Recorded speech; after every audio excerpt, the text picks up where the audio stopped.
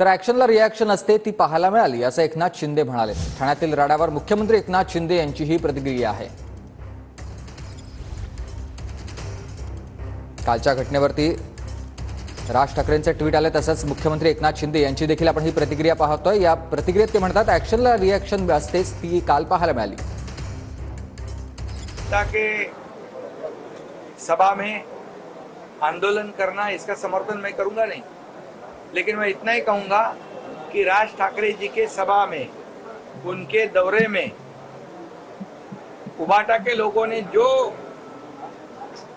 गलत आंदोलन किया था, उस एक्शन का ये रिएक्शन है। और विचार छोड़ने के बाद, एक वैचारिक भूमिका छोड़ने के बाद ये सब का सामना तो करना पड़ेगा ही। उसी का वो आज की घटना है।